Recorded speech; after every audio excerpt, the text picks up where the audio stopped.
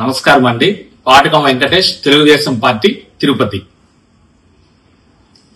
మన రాష్ట్రంలో నిర్వీర్యంగా ఉన్న, పూర్తి అసంపూర్తిగా ఉన్న 10 మెడికల్ కాలేజీలను ప్రభుత్వ ప్రైవేటు భాగస్వామ్యంతో పీపీపీ మోడల్లో నిర్మించాలని తలపెట్టిన మన రాష్ట్ర ప్రభుత్వ నిర్ణయాన్ని పులివెందుల ఎమ్మెల్యే జగన్మోహన్ రెడ్డి గారు తన నిరాధారణమైన ఆరోపణలు, వాస్తవాలకు దూరంగా విష ప్రచారం చేస్తూ ప్రభుత్వం పట్ల ప్రజలపై ద్వేషం పెంచాలనే దురుద్దేశంతో గగ్గోలు పెడుతున్నారు.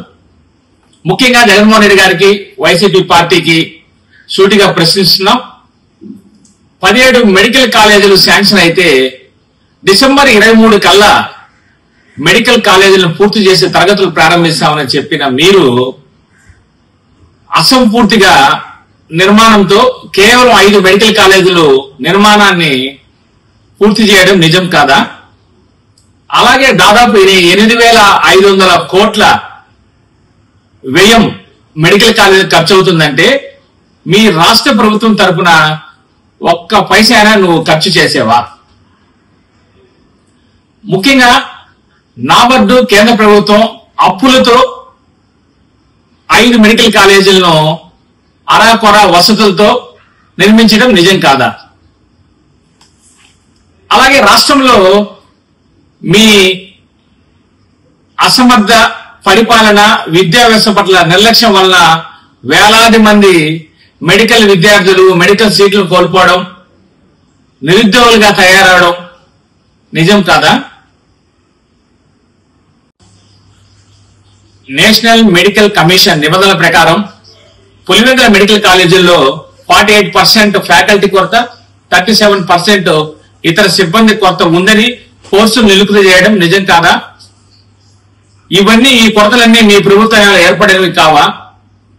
వీటినన్నింటినీ టీడీపీ ప్రభుత్వానికి అంటగట్టి టీడీపీ సీట్లు నిలుపుదల చేసిందని మీ వక్ర బుద్ధితో ఆరోపణలు చేయడం ఎంతవరకు సమంజసం?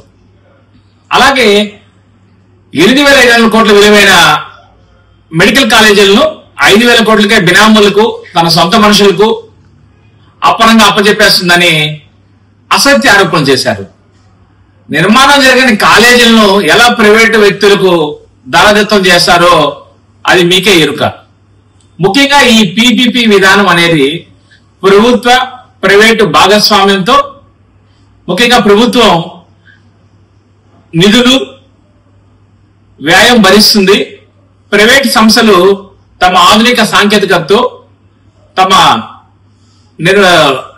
నిర్వహణ బాధ్యతను చేపడుతుంది.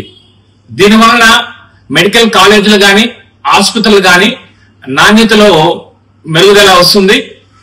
కాబట్టి ముఖ్యంగా జగన్మోహన్ రెడ్డి గారు రాష్ట్రంలో జరుగుతున్న అభివృద్ధికి సహకరించి తగు పారదర్శకంగా తగు సూచనలు, సలహాలు ఇచ్చి ఇకనైనా ప్రజల మన్ననలు పొందాలని తెలుగు ప్రజల తరపున కోరుకుంటున్నాం.